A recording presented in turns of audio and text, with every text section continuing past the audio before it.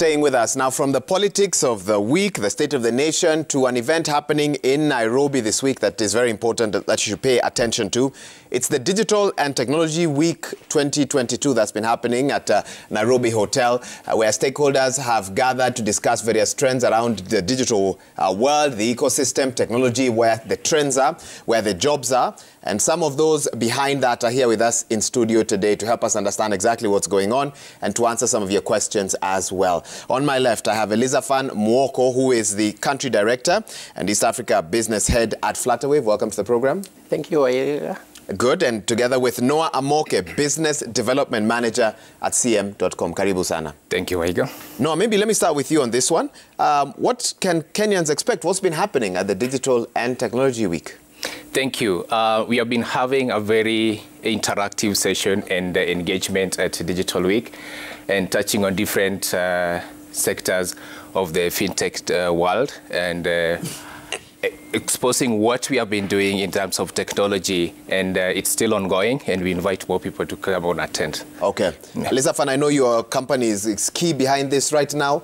When you chose to partner with the organizers of the Digital and Tech Week, what was your intention? What was your hope? And are you on the journey to achieving that? So Flutterwave was set out to change the way payments are done in Africa. So one of the things that we always say is that without partnership, you cannot be able to achieve the goal. So with the partnership that we've been having with the event organizers and the people that we met, I think we are on the way of achieving that, because we've had conversations with government, with different stakeholders. So I'm glad that that has happened. What are some of the topics that are being discussed at the Digital and Tech Weekend, and just break them down for us briefly? Okay, so we've been able to talk about payments, for example, where we looked at what can we do as fintech industry to alleviate poverty, for example, in the country. What can government and all the stakeholders do to enable SMBs to be able to achieve employment for this country? We've talked about the dark side of fintech, where you have fraudsters, you have people doing things that are not supposed to be done. We talked about the Data Protection Act, how that is very important with the act. When you're giving out your information, you're giving out your mobile number, how is that protected? How do we ensure that your data out there is being used for the right thing? So some of those things have come to discussions. People have talked about it. We've seen challenges that are in there, and people are learning. And through that, stakeholders are coming up with new policies and with things that can be discussed going forward. And Noah, whilst this was happening, President Uhuru Kenyatta returns the ICT Practitioners Bill 2020 to Parliament for amendments, doesn't pass it into law. Yes. Was there a celebration amongst ICT practitioners? And if there was, why? What are their concerns right now about that law or any regulation that may be coming this way? Yeah, I can say there was a small celebration into that, given that the law was going to restrict how ICT was going to be operated in the country. And it was also going to restrict innovation that has been happening in Kenya. So the president declining to sign that into law was a little break from us. But we are telling ICT practitioners that we should not continue celebrating. We should come up with policies and laws that so that we can be self-regulated, so that we don't wait for the parliament to come back again with the same regulations. So let us have some kind of what I can say, set standards in terms of our operations here as a fintech world, so that we know how to measure and how to bring out the best of innovations and keep on Kenya as one of the best innovating countries. Elizaphan, I'm sure you have something to add on that. Yeah, so my view about the bill that the president returned, this gives us an opportunity really to sit down and have a conversation. There were good things on that bill that will have helped the industry, and there are things that people didn't like. And what I'm calling for people to do, and the practitioners and everybody in the fintech industry, is to have a discussion. Like Amoke said, we need to self-regulate.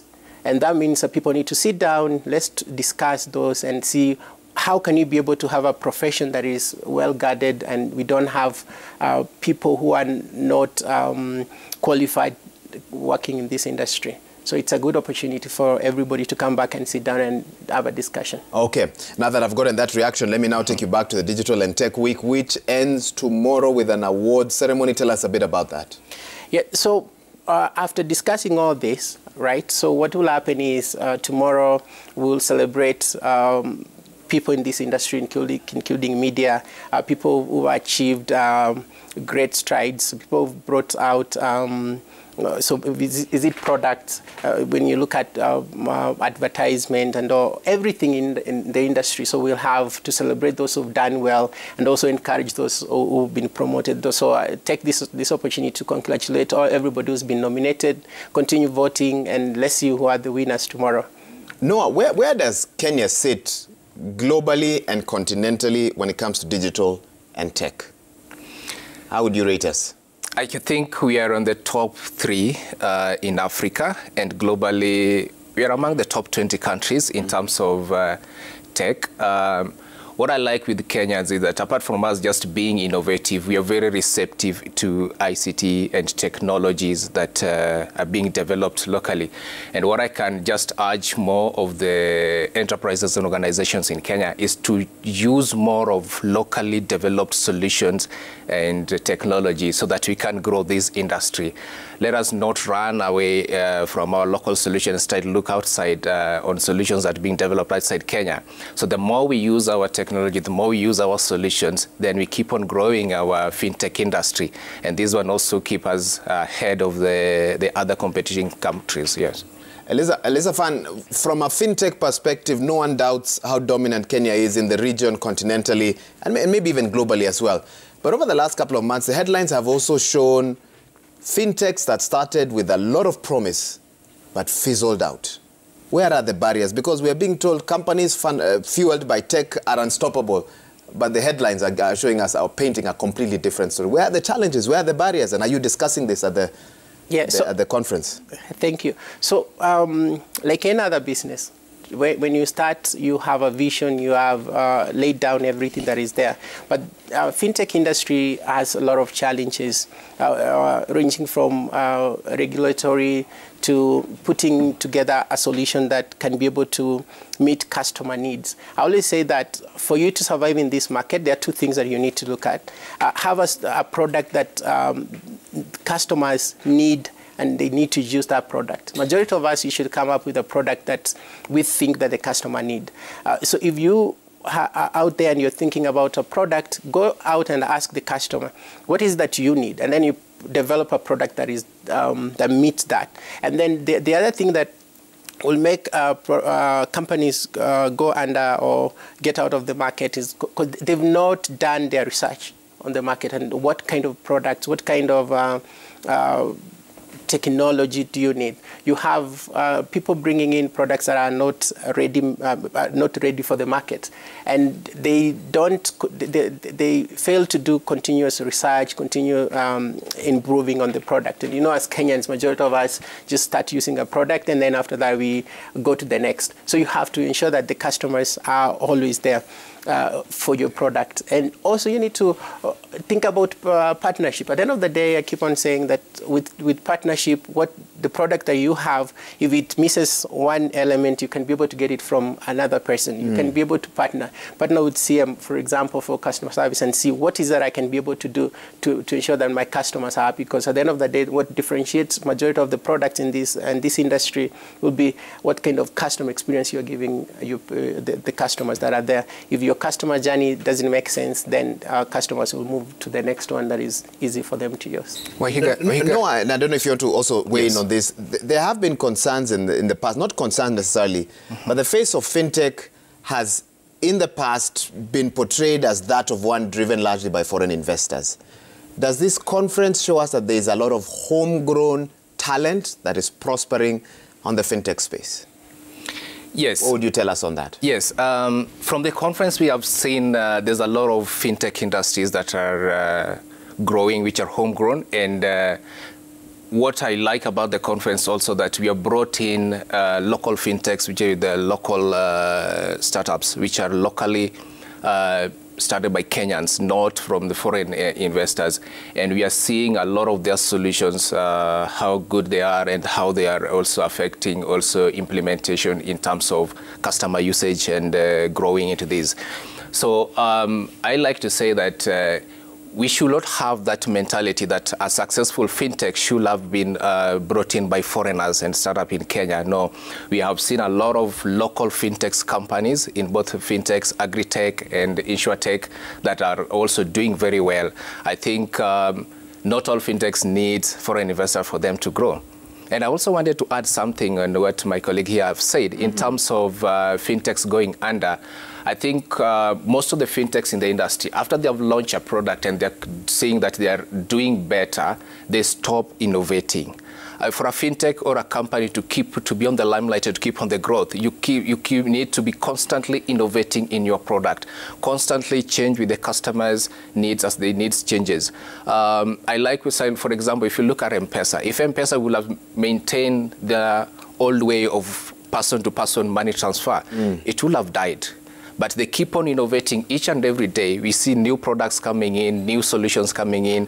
And this is, if you look at also to other fintechs, even the global fintechs that are also operating in Kenya, everyone keeps on innovating. So I'll urge most of the fintechs that are in Kenya, let us keep innovating. Let us not get satisfied with whatever that we have, that the product that we have launched in the market. Keep on changing because our customers are very dynamic. Kenyans are very dynamic, and not only Kenyans, but global customers also. We keep on changing, and our needs to keep on changing. Elizafan, what are some of the fintechs that you've had a chance to interact with at the conference that have stood out for you? So I'll start with CM because of what they've done in terms of customer service. I've had a conversation with Bento. What do they do? Bento, they do, they're a payroll company. So what they do is that they able to take away the HR function from organizations. So if you have about, let's say, 10 or so employees, they can be able to take that away from you, also reducing the cost. I've had a chance to talk to Safaricom Business, was there, of course, DSTV, and so many others. So different kind of fintechs, and you can see to the point that my colleague was talking about, Kenya and Africa is growing, right? You can see that homegrown products are the one that we have. You look at that conference and you see a lot of African fintech, and you get proud that these are people who are thinking about the solutions for this country as opposed to thinking about somebody coming from abroad and bringing a solution to this country. For example, they talk about Flutterwave when we were looking at starting it back in 2016. One of the challenges that we had, somebody sending money from Uganda to Kenya, it has to go to US, and then the money comes to Kenya. So how are you able to cut that long distance where you have to send it through SWIFT, and then it goes to Citi or Stanchart in the US and that. So that's some of the things that we've done to be able to remove that friction. So I'm glad that this conference is happening, and people need to come in and see what is happening, and you get to learn more about the fintech industry. Okay, and for you, Noah, which businesses have stood out for you as you've spent time at the conference? Thank you. Apart from Flutterwave, in terms of their solutions on the transactions and everything, I've also liked the solutions, agri-tech solutions being offered by Lovte. It's an agri-business enterprise. Their solutions stood out that you don't have to be in Nairobi for you to make money as a fintech. You can also look out something in the rural areas. I've also managed to interact with the Safaricom business unit, trying to see how they can partner with different fintechs in the region.